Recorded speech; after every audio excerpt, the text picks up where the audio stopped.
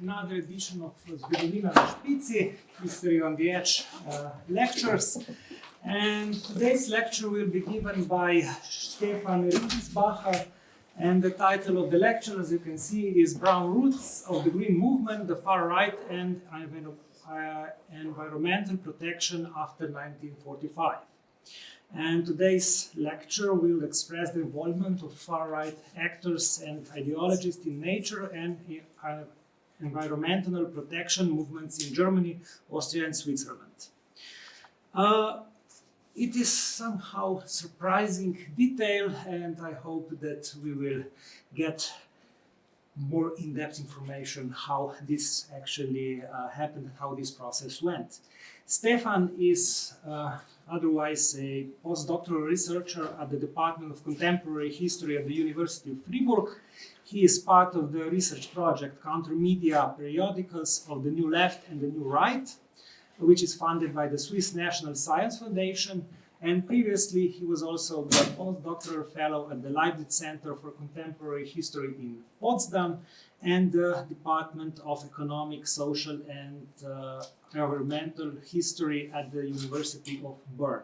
His research focused mainly on history of social movements, environmental history, the history of the body, post-colonialism, and the history of far right.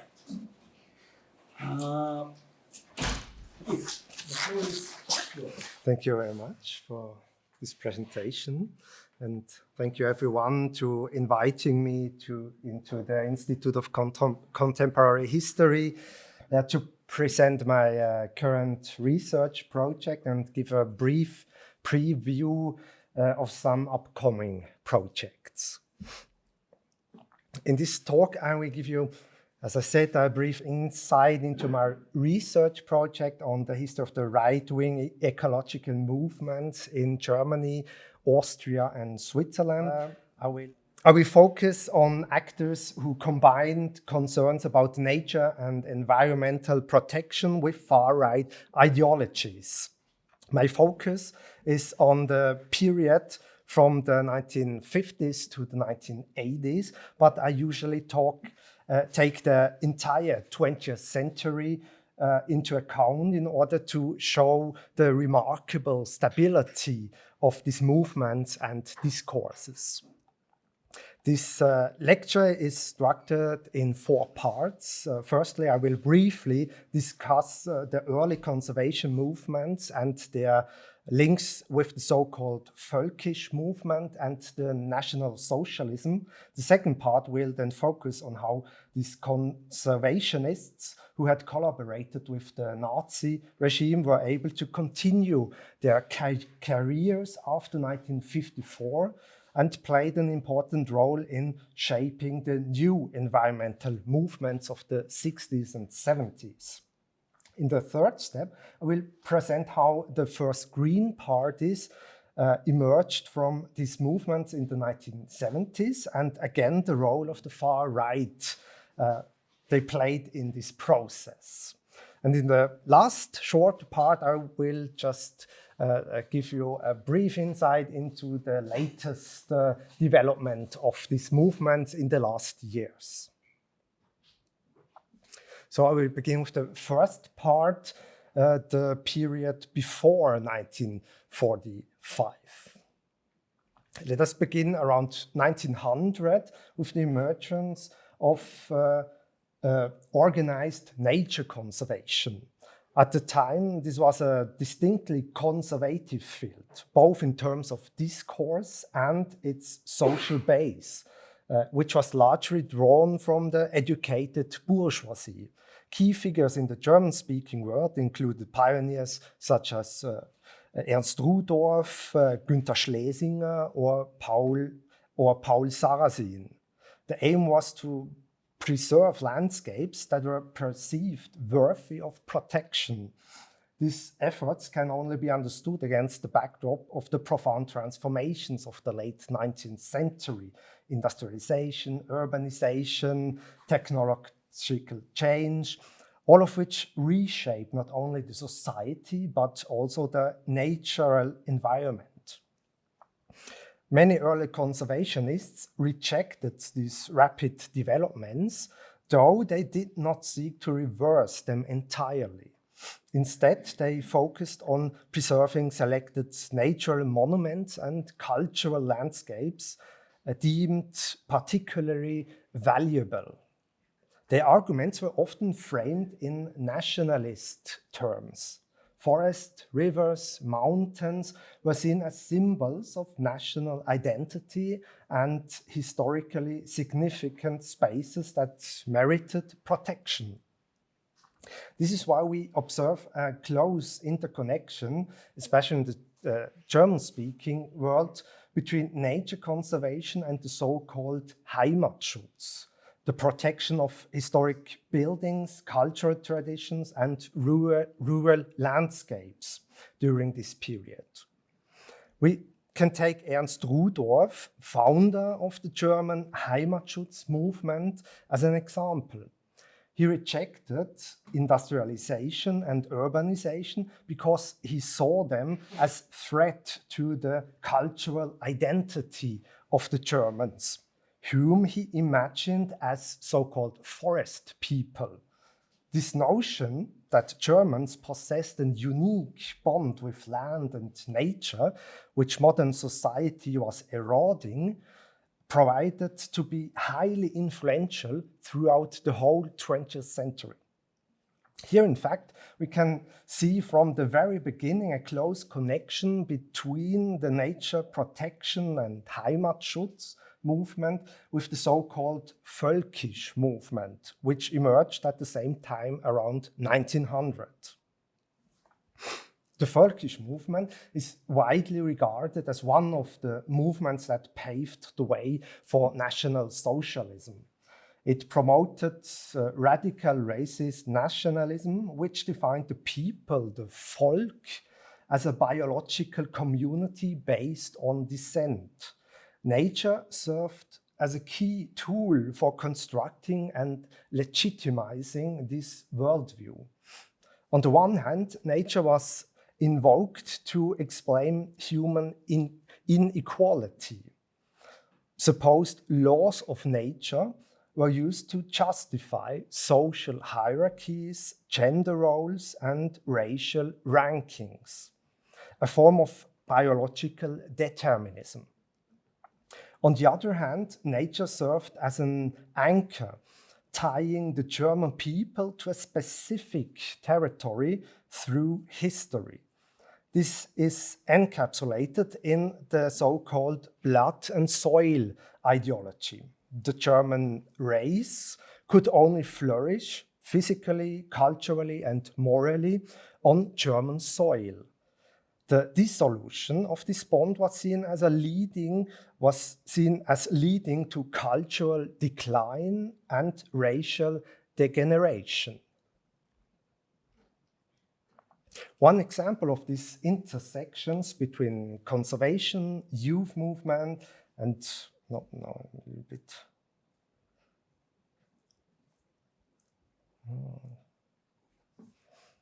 Again, a little problem.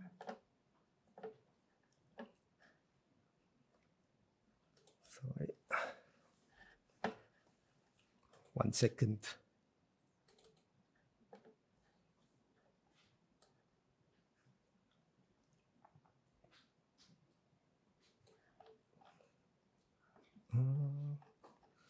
I'm sorry, I'm missing a part.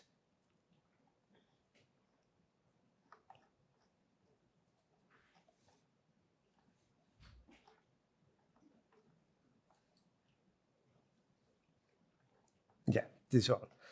Yeah, from a Völkisch perspective, three forces of modern society were responsible for breaking the German people's connection to their roots and the main cause for the ongoing destruction of nature. And this is, in their terms, liberalism, democracy, and capitalism. Here we see key elements of a far right that we can consider, or also later, as one of the key elements. Anti-Semitism was also present in this Völkisch movement. Behind all this, the destruction of nature, the Jews were suspected of pulling the strings, a classical anti-Semitic conspiracy narrative. They are destroying German nature and the German people through deforestation, industrial expansion, urbanization, and even the so-called poisoning of people through modern food, medicine, vaccines, or mass consumption in order to achieve world domination. So this is this connection between the Völkisch ideas and the anti-Semitic conspiracy that they destroy nature to destroy the German race. The response of the Völkisch movement to this conspiracy was closely linked to the aims of the nature conservation movement. The Germans need to reconnect with nature. They should preserve landscapes and forests and reject the urban lifestyle in favor of rural communities, natural diets, abstinence from alcohol and drugs, physical training, and natural medicine. Here we see strong overlaps with other reform movements of the time around 1900s, such as the youth movement, progressive education movement, and the so-called life reform movement.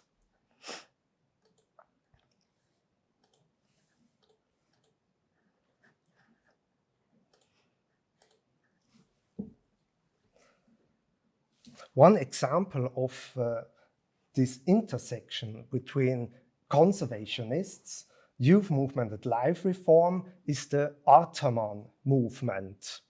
It established agrarian settlements in rural areas where young people from the cities were meant to reconnect with nature and contribute to the creation of a new, healthy population and German race. Many Ataman members later joined the Nazi Party, including some important persons like Heinrich Himmler and Richard Walter Darré, two important people in this Nazi system. Before turning to National Socialism, it is important to note that there were also, of course, left-wing conservation initiatives around 1900. A key example is the Naturfreunde, or Friends of Nature, an organization within the labor movement which linked nature conservation with the struggle against social inequality and advocated democratic access to nature. Unfortunately, I don't have the time to go into these movements in detail, but I would like to make it clear that there is no inherent link between nature conservation and the far-right movements. However, those on the left involved in nature conservation have long faced very difficult circumstances. For instance, the Friends of Nature were banned in Germany in 1933 and in Austria in 1938, with the beginning of the Nazi regime. From that point on, nature conservation was monopolized by the National Socialist regime. Under National Socialism, conservation initially received strong support from figures such as Himmler and Darré, these guys from the Ataman movement. For instance, in 1935, the Nazis passed the Reichsnaturschutzgesetz, which is often regarded as the first legal framework for nationwide landscape protection, the first one of its kind worldwide. Many conservationists therefore hoped for a golden age of nature protection under the Nazi regime, and most non-leftist organizations were integrated into the system with very little resistance. This optimism did not last long, however. National Socialism was not as a whole an ecological project. The Nazis were not Greens avant la lettre. While some influential figures supported conservation, others prioritized industrial expansion and modernization. With the preparation for the World War, conservationists lost a little influence they had on the regime. As a result, the German nature they had thought to protect was increasingly exploited and ultimately sacrificed to the total war. However, for right-wing conservationists, this was a stroke of luck, one of those bitter, iconic twists in history. That brings me to the second part of my presentation, the role of the far right in post-1948 environmental movements. After 1945, conservationists who have been involved with the Nazi regime were often able to present themselves as victims of this regime. Many people tried to use this tactic to avoid taking responsibility, but these people were not members of the resistance, of course not. They had simply lost internal power struggles within the NSDAP. They were no less criminal than the others, they just happened to be on the losing side. And well, after 1945, this was their luck. This self-representation as victims nevertheless allowed many of the right-wing conservationists to continue with their work with remarkable continuity. Prominent examples including Hans Klose, Heinrich Wipking-Jürgensmann and Alwin Seifert. They were closely connected to the inner circle of the Nazi regime, but this had no consequences for them after 1945. And since left-wing conservation organizations had been dismantled in 1933 and were difficult to rebuild after the war, the field remained dominated by far-right actors well into the post-war period. A striking example for this is the Austrian writer Günther Schwab. Despite his close collaboration with the Nazi regime, he became, in the 1950s, a leading figure in Austria's largest conservation organization, the Austrian League for Nature Conservation. During the Nazi era, his völkisch novels, such as Mensch ohne Volk, had been actively promoted by the NSDAP. On the picture on the left, you can see the 1944 Soldiers edition of the book. After a brief imprisonment in 1945, he resumed his career without major obstacles. He wrote not only new books, but he also published his earlier books again, with only minor adjustments so that they no longer looked exactly the same like during the Nazi era. His influence, however, extended far beyond that. In the 1950s, he toured around Austria, Germany, and Switzerland with lectures on conservation. Here you can see the poster for the talk Nature Conservation or Downfall. In addition, he read from his books in hundreds of schools, thereby influencing the post-war generation with his folkish ideas on nature conservation. However, he perhaps had the widest influence as the screenwriter for the film The Forester of the Silver Forest, the most successful film in German-speaking world in 1954. In this film, he once again linked nature conservation with conservative gender roles, fears of decline, and criticism of liberalism and modern society. Across all this activity, Schwab propagated a vision of conservation still deeply shaped by far-right ideas. At the same time, he played a key role in the emergence of new environmental movements, linking ecological concerns with racism, anti-Semitism, eugenics, and social Darwinism. Even before Rachel Carson's Silent Spring from 1962, Schwab had already addressed a wide range of environmental issues in his 1958 novel, The Dance with the Devil. Pesticides, toxins in food, noise pollution, destruction of the rainforests, the danger of nuclear energy, and many more. Unlike Carson, however, he framed these issues through a far-right ideological lens. Environmental toxins and radiation were presented primarily as threats to the health and superiority of the white race. So we are again at the racism. Therefore, the book is firmly grounded in the fear of physical and cultural decline. Explicit racism appears mostly in his warnings about the so-called overpopulation. The population growth in the global south is particularly highlighted as a threat to Europeans' dominance. These arguments are underpinned by implicit anti-Semitism. Schwab repeatedly invokes the idea of globally connected elites in politics and business that seek to control humanity by poisoning people and destroying nature. A coded version of the anti-Semitic conspiracy narratives from the Nazi times.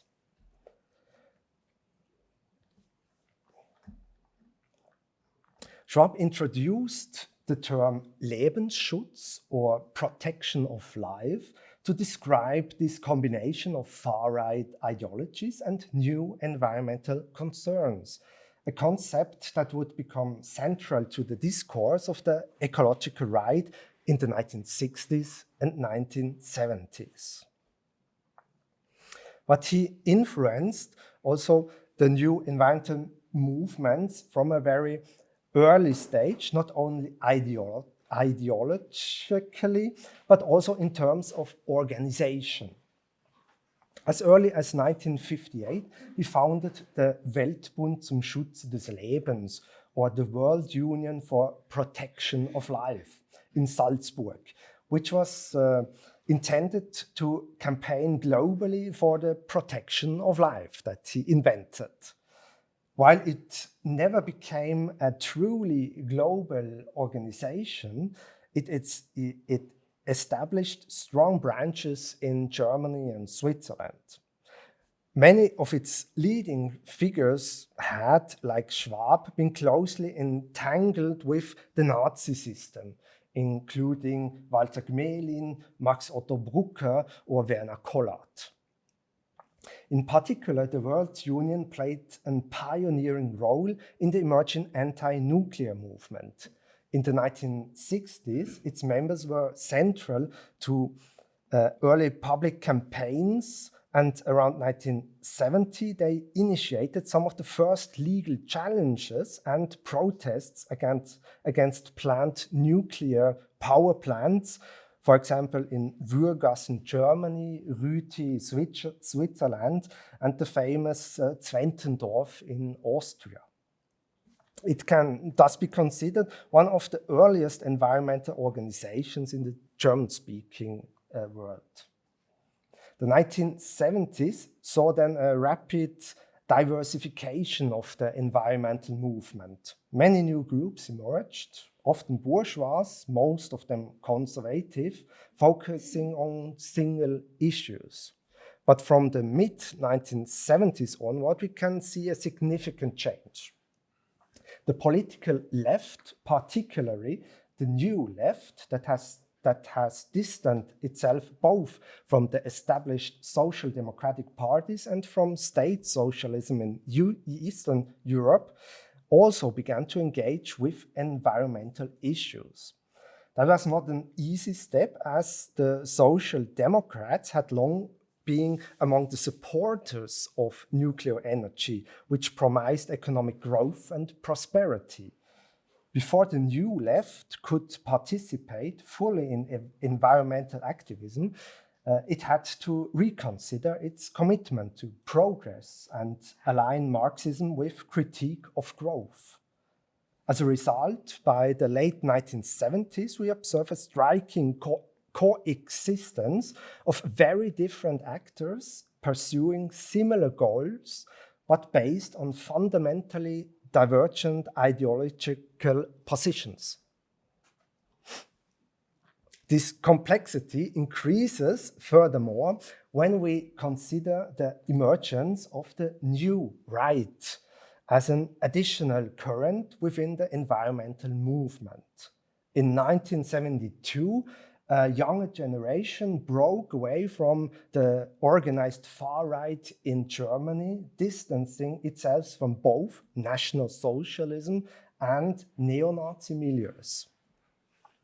Although they presented themselves as youthful and progressive, their ideology remained rooted in racism, extreme nationalism, and social Darwinism. But to distinguish themselves from the so-called old right, they adopted ideas, aesthetics, and forms of actions from the new left. This meant that in the field of environmentalism, they did not align with the former Nazis from the World Union for Protection of Life, but instead sought solidarity with new left activists who were increasingly engaging in militant protests and occupation against nuclear power plants. They attempted to forge a cross-front with the activist youth within the environmental movement. For example, in the picture on the left, you can see here, you can see the cover of the New Right magazine, Wir Selbst, featuring the left-wing icon Rudi Dutschke. So you can see this diversion between all this. In the 1970s, the New Right remained a relatively small and marginal force within this movement. Its importance lies in the role as an innovator within the far-right movement. In an effort to appeal to younger, more intellectual audiences, they modernized their ideologies and especially their appearance. A key concept here is ethnopluralism, formulated by the New Right ideologue Henning Eichberg. You can see here, him on the middle side. He claimed that all cultures are of equal value, yet rejected the idea of mixing them. In this way, biological racism is transformed into some kind of a cultural racism. In the context of the environmentalism, ethnopluralism also served to modernize the blood and soil ideology. Instead of races rooted in specific territories, the New Right spoke of organically evolved cultures located within bioregions. This framework constructed a strong link between history, culture, and nature, once again legitimizing inequality and exclusion. These ideas would later become influential for a new generation of the New Right after the year 2000, including movements such as the identitarians. Before turning to these recent developments, however, I would like to proceed to the third part of my presentation, the emergence of green parties and the role of the far-right actors in this process. In the early 1970s, the Arbeitsgemeinschaft Unabhängiger Deutscher, or Working Group of Independent Germans, AUD, founded in 1965 as a coalition of several far-right splinter parties, became the first political party in West Germany to incorporate ecological issues into its program. As the AUD became more involved in new social movements, its profile became more diverse. However, it continued to provide a political home of individuals with far-right backgrounds, including its long-time leader, August Haußleiter. Among the first explicitly environmental parties was the Grüne Aktion Zukunft, or Green Action Future, GAZ, founded in 1978. It was shaped by Herbert Gruhl, a right conservative politician and environmentalist who shared many ideas with Schwab and the World League for Protection of Life, including fears of overpopulation. At times, he even advocated extreme measures such as the use of nuclear weapons to reduce population growth in the global south. Another key figure was the organic farmer Baldur Springmann, who embodied the continuity from the folkish youth movement through National Socialism to the far-right environmental movement. He was a member of the SA, SS and NSDAP. He later became active in the World Union of Protection of Life and in the AUD, and in 1978, he co-founded the Green List Schleswig-Holstein, or GLSH. This meant that more or less all the early Green parties in West Germany were led by former Nazis in the 1970s. Together with Petra Kelly, the liberal cosmopolitan icon of the Green movement in the 70s, Haußleiter, Gruhl and Springmann were among the driving forces behind founding of a federal Green Party in West Germany. The initial planning took place in 1978 and 79 in the so-called Collegium Humanum, the German headquarters of the World Union of the Protection of Life. The host of the meetings, Ursula Haverbeck-Wetzel, would later become known as a prominent Holocaust denier. Few places illustrate the ideological diversity of the early Green movement as vividly as the Collegium Humanum. In the 1970s, it was a popular meeting point for all environmental activists, offering lectures on renewable energy, yoga courses, seminars on organic farming, and even alternative lifestyles. In the 1980s, however, it became a hub of the far right. The transition was not sudden, but gradually, over a long period of time. This ambivalence should not come as a surprise, as the early Greens slogan at this time was neither left or right, but ahead. So they were well aware of the political divide among themselves. It's also important to note that the activities of the far right were recognized as early as 1976 or 77, around this year, and subsequently opposed by the left-wing Greens. With the founding of the German Green Party in 1980, conservative and especially far-right forces had already lost much of their influence. And in the early 1980s, they were gradually pushed out of the party. Figures such as Haußleiter, Gruhl and Springmann left the party and founded new, more explicit right-leaning ecological parties, including the Ecological Democratic Party, ÖDP.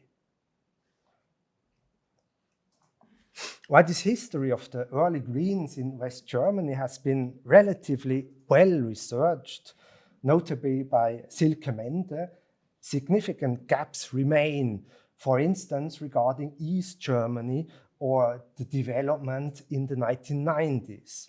The research situation is significantly worse for other countries, particularly the smaller ones. For Austria, there exists an excellent but not very extensive master thesis by David Kribernek, which clearly shows that similar dynamics were at work in Austria. There are long continuities stretching back to the Nazi period. In the 1980s, the left-wing Alternative List Austria and the right-wing United Greens Austria coexisted and forming the Austrian Green Party in 1986. This history includes interesting figures like Richard Walter and Hermann Seuker, a family dynasty that has been addressing environmental issues from the right-wing perspective since the Nazi era throughout the Green Party right up to the present days. So this is a dynasty of nature conservation through the whole 20th century in Austria. For Switzerland, comprehensive research on the Greens is largely absent. Yet here, too, a far-right party, the National Action Party, or NA, was among the first to incorporate ecological issues into its program. The works of Damir Skenderovic are worth mentioning here. However, there is a complete lack of the history of the Green Party, especially with its far-right influences. For example, the research makes no mention of Valentin Oehlen, a very prominent right-wing extremist who devoted his whole life to environmental causes and, among other things, founded the Green Party in the Italian-speaking part of Switzerland. As for Slovenia, I'm currently assessing the state of research. Existing studies, mainly from political science, such as those by Danica Fink-Hafner, suggest a similar interplay of left and right-wing actors. The Green Party, founded in 1989, actually split apart in 1993 as a result of these ideological conflicts. While Dusan Plut founded a new Green Party with a center-left agenda, the Slovenian Greens, led by Vane Gosnik, continued to shift further to the right. Unlike in Germany, Austria, and Switzerland, where the initial Green parties adopted distinctly left-wing approaches and thus continue to attract between 5 and 20% of the votes, to this day, the Greens, the original Greens in Slovenia, have become a fringe party. And this is where I would like to build on with the new research. I plan a larger project with one postdoctoral and 2 PhD positions on the history of Green parties in Switzerland, Austria, and Slovenia, which I would like to submit to the ERC starting grade in autumn. These cases are particularly promising because they share important similarities, such as geography, in particular the alpine environment, with similar developments in terms of energy use and expansion of the tourism industry, but also the idealization of the Alps as a part of the national identity. At the same time, there are some striking differences, as you can imagine, particularly with regard to the political system of the 1970s to the 1990s. Nevertheless, there was a vividly exchange between these countries even before the 1990s. The project therefore aims not only to compare national contexts, but also shed light on the transnational links, the transnational links. It is also important to emphasize that this is not intended to be a conventional history of political parties, but rather one that incorporates strong cultural and social historical perspectives. The aim is to examine the dynamics between movement, political parties, and civil societies, and in this to compare these different currents, political currents, the right, the left, the liberal, and everything that was mixed in these parties. Before I conclude, I will give you just a brief look at the latest developments within the ecological right in the latest years. In German-speaking countries, at least, the trend of Green parties has been pretty clear. They have consistently pursued a left-wing course, While there have been occasional liberal conservative deviations, such as Baden-Württemberg's Minister President Wilfried Kretschmer, but far-right actors have lost any influence in the Greens in Germany, Austria, and Switzerland. This development has led to the far right identifying the Greens as their main political enemy, portraying them as an agent of liberal, urban, and cosmopolitan elites. Nevertheless, right-wing engagement with ecological issues has never entirely disappeared. Since around 2007, a new generation of the new right, associated with figures such as Götz Kubitschek, has sought to reconnect earlier traditions of right-wing environmentalism. This timing was no coincidence. It corresponded with climate change becoming a central public issue in 2007, around these years. In the context of this shift in priorities within environmental movements and the governments, the new right saw an opportunity to take back parts of the ecological agenda. To this end, it introduced a crucial discursive distinction that persists until today. Global issues such as climate change are framed as projects of the liberal elites, while local and national environmental protection is presented as grounded conservative concern. In this way, a good and a bad environmentalism are constructed. This allowed ecological issues to be given new credibility within the broader far-right milieu, where green ideas has previously been completely rejected. Around 2019, with the rise of the global climate protest, the new right intensified this engagement.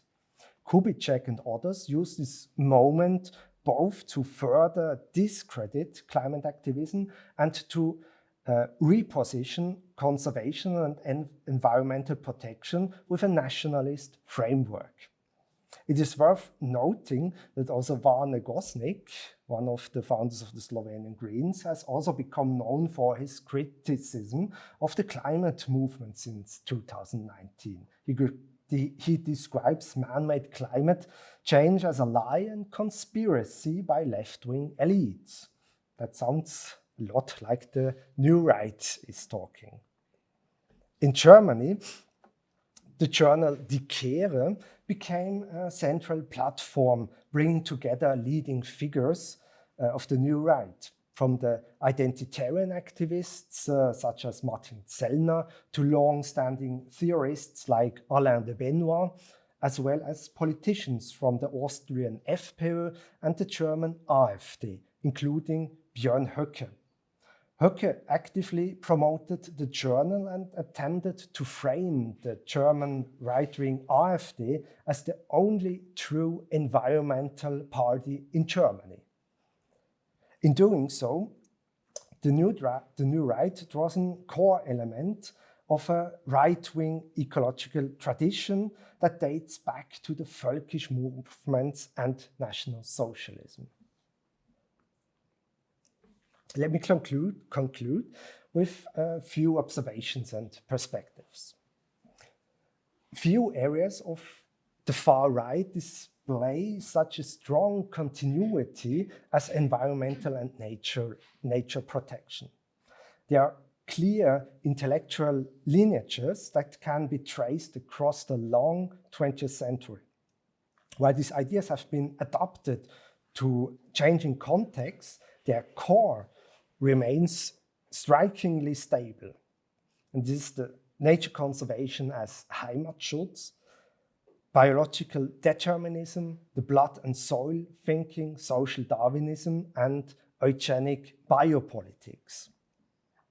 At the same time, there are persistent personal and organizational continuities that extend beyond the supposed rapture of 1945.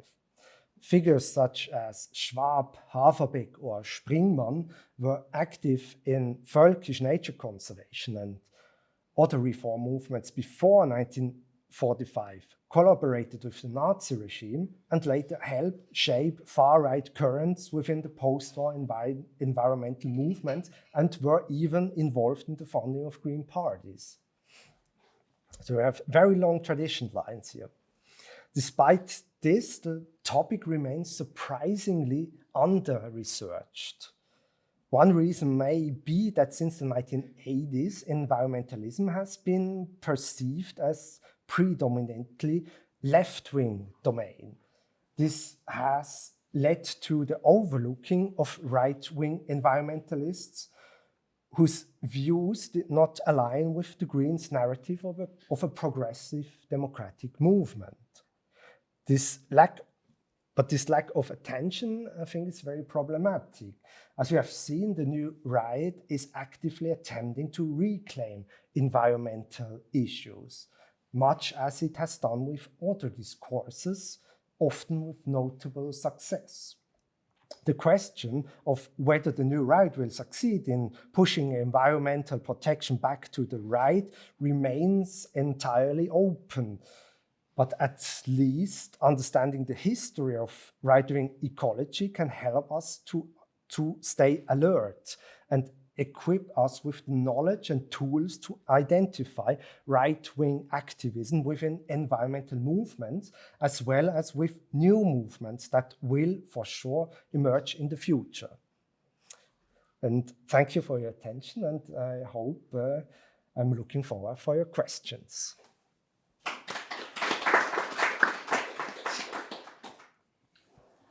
So thank you, Stefan, and we already have a question. Yes, I think you're already anticipating it, or maybe not. Okay, so was there any relation and connection, if there was any, between the early conservationist movements in Germany that you mentioned and the, let's say, theosophical, occultist, early New Age movements that were emerging in the same timeline, let's say, especially in the Germanic world, not only Germany, of course, in particular to something like Rudolf Steiner's movement that is more known to originate the Waldorf school system. So along that lines with this side of the right wing, let's say. Yes, there is, but it's also very complicated connections, because on the one hand, they were fighting with some parts of the extreme right. It's again this different figures in National Socialism, that some of them were opposing very strongly anthropocene, Rudolf Steiner, everything esoteric, and you have people like Himmler who were strongly supporting this biodynamic agriculture.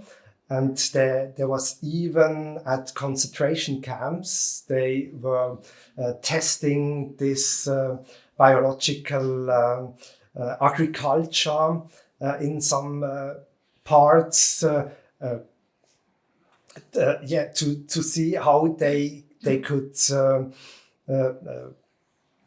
establish a new agriculture in Germany that could only live with the internal resources. So they were no longer, they had no longer to import something outside of Germany, and they thought that could be a possibility with this anthroposophic agriculture.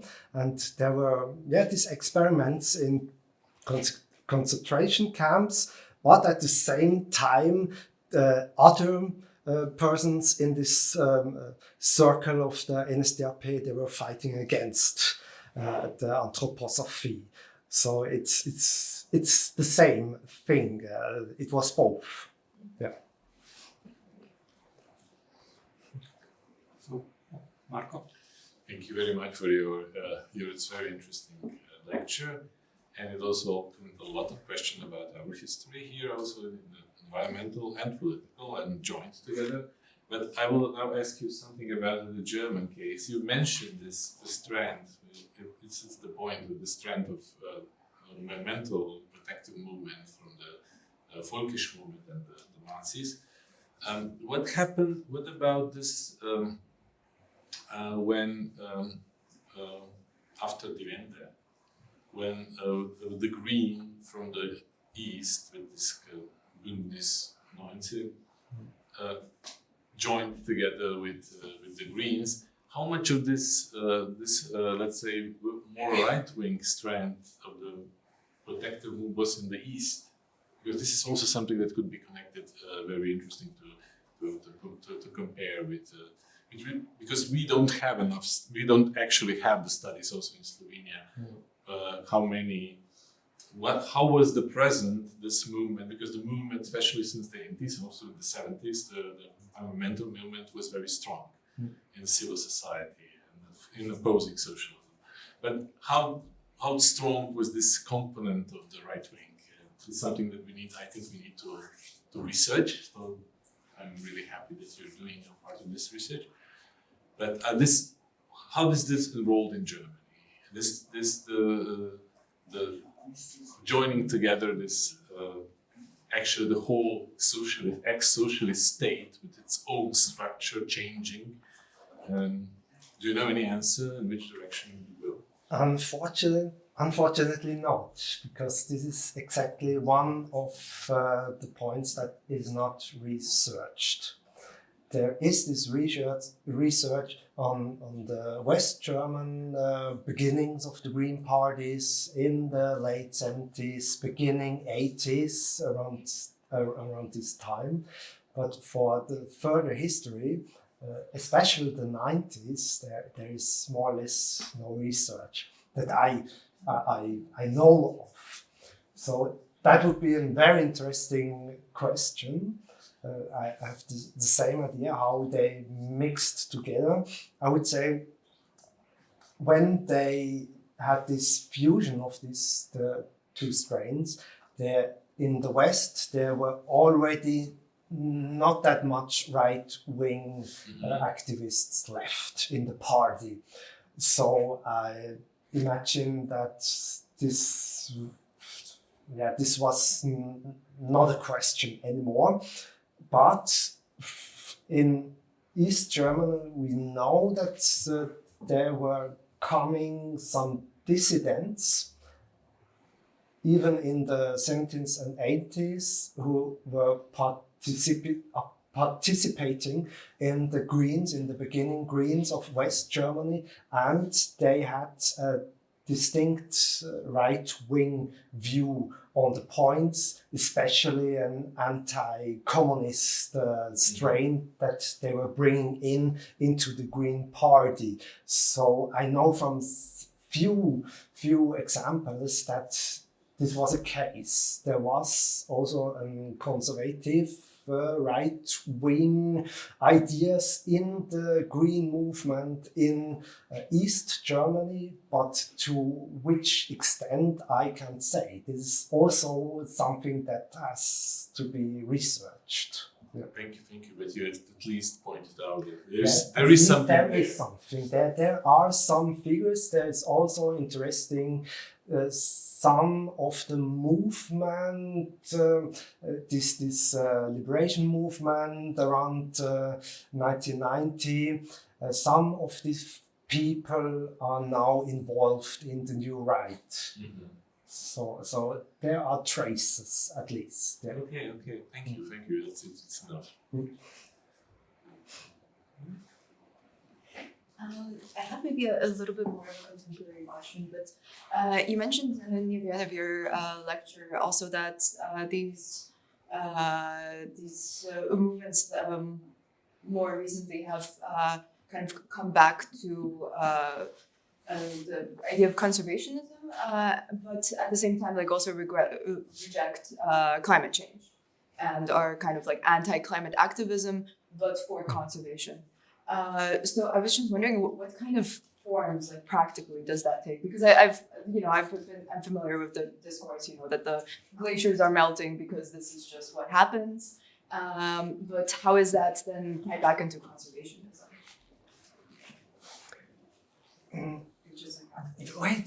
It's just this nationalistic view on the local, on the small parts of nature.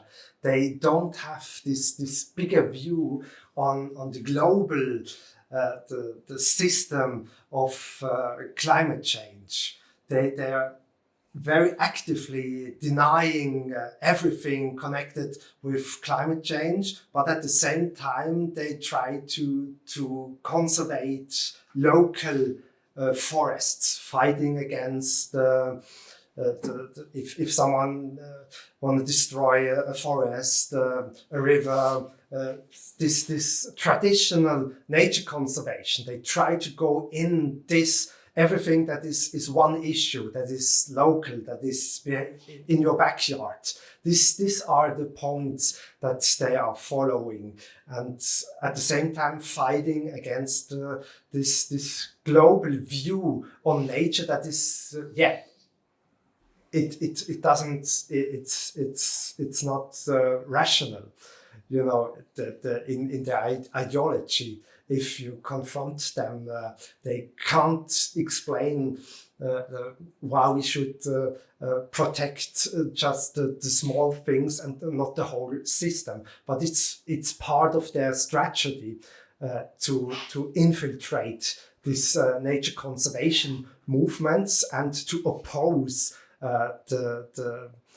the climate change movement as this bad one, this left-wing, this globalist movement. I think, is it in this way that you are? Yeah, so basically, like, for example, like in Alpine communities, just on a discursive level, the idea of, like, let's say for example, the fact that the glaciers are melting and like the Alpine communities are going to change completely in the next 20 or 30 years, that is just not really problematized, but then it becomes problematized when it's something very specific like a river or they just ignore it. They just deny it that this is a problem, that it exists, or they say it's something else that produces this problem. It's the right wing approach on knowledge and on truth. So you deny some parts that don't fit into your ideology, and other parts you put the light on them.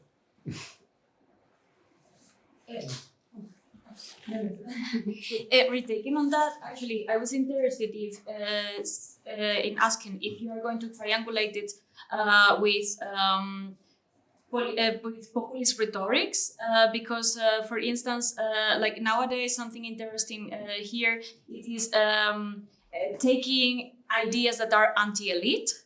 At the same time, so for example, there is an appropriation of archetypes like the Unabomber that has this manifesto of being against the system, against institutions, and that triangulates very nicely with the current rhetorics that we can hear in the far right. And of course, probably that's going to happen also in from a historical point of view. And I know that also you're interested in humor and in the mimetic forms, and actually mimetic forms allows a lot of representations of archetypes. So I was wondering, would you be interested also in taking this part, like how it's if that could be an explanation also, like from this populist rhetorical point of view? I'm not sure. The populist part,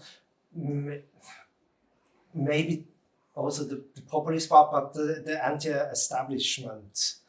That's part of the populist rhetoric. Yeah, so. if you say it's a part of this, there's something you can see as early as in the 60s. Yeah. This the opposing of the government who was supporting the nuclear power, especially, and also all the scientific community who was involved in promoting this security of all the power plants, and they already see that they identify themselves as underdogs who are fighting against all these mighty the organizations, governments, university. They were fighting against everyone, but they had the true science. They had the facts.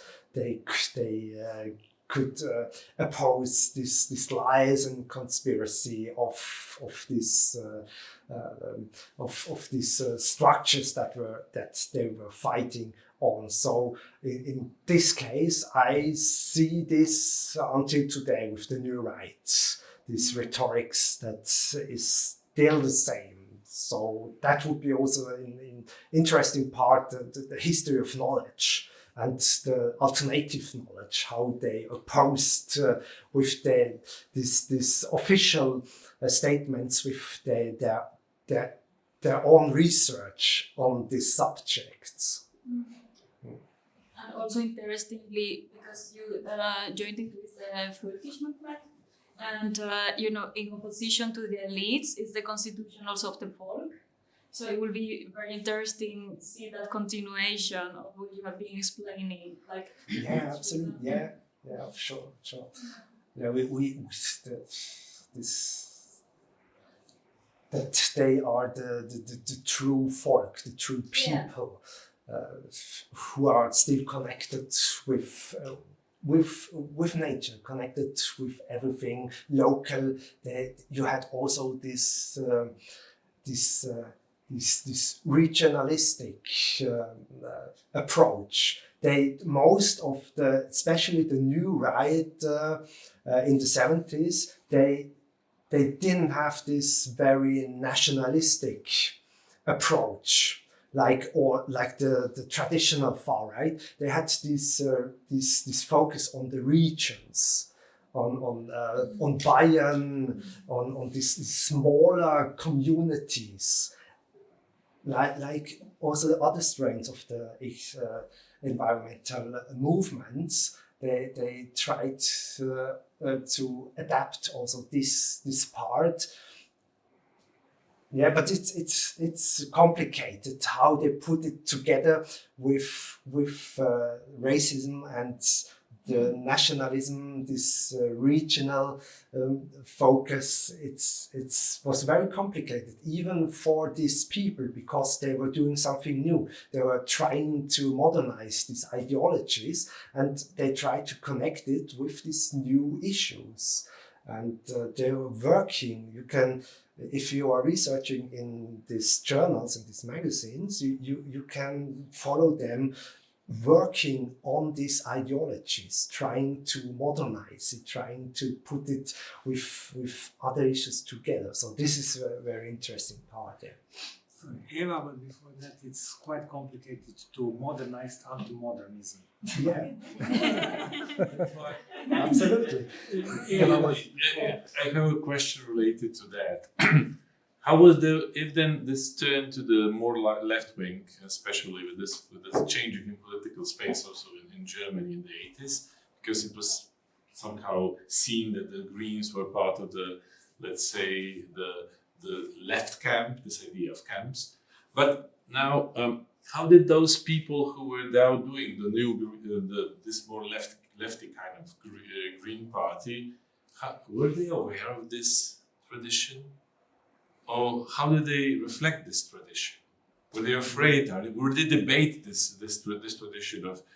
Was that something that that everyone knew but no one wanted to say? Or how did they deal with this uneasy, very problematic, very divisive past that could be that was not very sexy, I suppose, to them? No, there's again everything in it. Everything that you said. There are some people, mostly this new left, young people, were going out in society and trying also, like the new right, to do something new, to discover new ideas, and they were not aware of this history. Like most of the environmental movements, they are not very aware of their own history. They always has problems to understand that they are not the first doing this, and that they are ancestors, generations that did similar things, but on different circles. But this is one thing. I would say mostly the younger people, they were just not aware. Then later, as I said, in the late 70s, they begin to realize that some people who they were fighting together on the same ground in this protests against power plants, that these people were Nazis. And they say, oh, what is going on? Why are we fighting with them in the same movement? And they begin to in their own magazines, in their own journals, they begin to publish against them. They are collecting the names, the biographies of these people, and they are exposing them. And they say, look, at this they are Nazis, and we have to kick them out of the movement. And they're starting to fight against them. But this is really the left, the sometimes far left, who had this anti-fascist ideas, very typically. And then you have others that were aware of them, more the bourgeois, this middle class people who were involved, especially in single issue campaigns. They were aware that there are these different political sides, but they accepted it because everyone was fighting for the same goal, and they ignored it. This far right background, they just ignored it. They said, look, we are whether right nor left, but we are forward.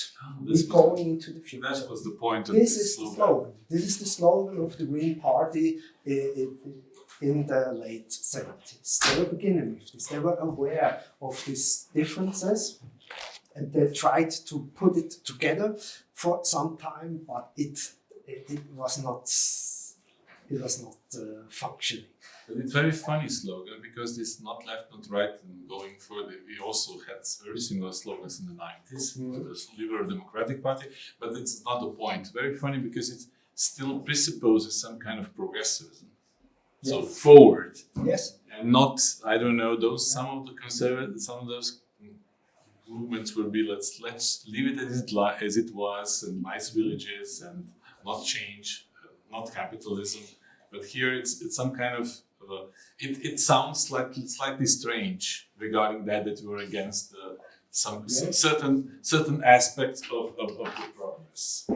This is shaping of the reality. Yeah. They were portraying themselves as progressive, the left and the right. They were shaping themselves. Everyone was progressive because they said they are going to destroy the nature, the world, everything. So they are not progressive. The nuclear plants, they're not something of a progressive world in their worldview. So they said, we are the ones who are protecting the nature. So we are going forward. So it's how you shape your thinking in this, and your truth and reality. And this is something we can see until today. Thank you. So Eva was I just Just since you mentioned elites as well, I actually started to wonder now, especially in the beginning of these currents, how many of the people who are propagating them were actually either from a rural background or like were familiar with nature from more than just like a superficial sense, but in the sense we're able to, like, I don't know, for example, go into the mountains and be able to recognize snow formations and dangers and differences and all of these things that, like, for example, that you have if you, how many of them were actually, I don't know, from the cities that were, I don't know, like me, for example. Everyone was from the city. Okay. So this is very typically for every environmental movement. Yeah. This are not the peasants who are afraid of the modern society. It's always the romantic view on the nature, on the peasants, from the people from the cities who are doing this. But these were people, academic people, who were researching this. So especially in the beginning, this were all academics who were involved in this nature conservation, and they knew about nature. So yeah, this is what you are talking. They were going to the mountains and measuring everything, and they knew what they were talking of. Yeah. Yes, but they were all from the cities. This was the upper, especially in the beginning. It's the upper class who was involved in this. It was a very small movement at the beginning of the 20th century. It's only in the 1970s it begins as a mass movement with and still then this is especially the youth of the big cities until today. The climate youth is still the middle schools, the youth of the middle schools. Yeah. That's really interesting because I don't know, for example, today and the contemporary environmental initiatives in the Balkans, for example, a lot of them are actually based in the places where they have the hydroelectric dams, for example, in the small villages. And it's often the people from these places that are, let's say, advocating for the conservation. But yeah, this question of elites and like who is actually talking about these spaces that, who is talking about these spaces and who actually inhabits these spaces. But yeah, that's most of the time. Not always. I think especially in the global south, it's very different than here in Europe, but that's another question. Just one very short question. I just forgot what exactly was the name of this World Union of protection of life. Okay. So I was wondering, because you have this dichotomy always also with the new right between being very local, decidedly local, and also, of course, having large global networks. I was wondering how global they managed to become. So outside of Germany, was it ever a thing? Or? No, not really. Okay. It's again, they tried to make themselves bigger than they really were. Okay. They tried to connect. They started in the 50s. There was a time where it started with all these organizations, these global organizations. They tried to connect. They had some contacts. They had some academics from the States, some academics from Norway or something like this. A little bit these connections, but not very broad. The core was really the German-speaking part. So it was never really a network then. So just like not that much. But speaking network. A German-speaking network, but at least this one, it was very strong connected in these German-speaking countries. It was never a mass organization. It was really this. They were influential at the beginning. when the environmental movement was more this smaller one with academics, with people trying to sue the power plants, the government. In this state, they were kind of influential. Later, when it became a mass organization, they were just a little small part of it. They were losing their influences when it started to be this big mass the movement with in Germany you had 100,000 protesters in this demonstration. So it was one of the biggest movement in German history. So, but yeah, later they were not that involved in this mass organization. Okay, so we are heading to an hour and a half. So are there any questions on Zoom? No?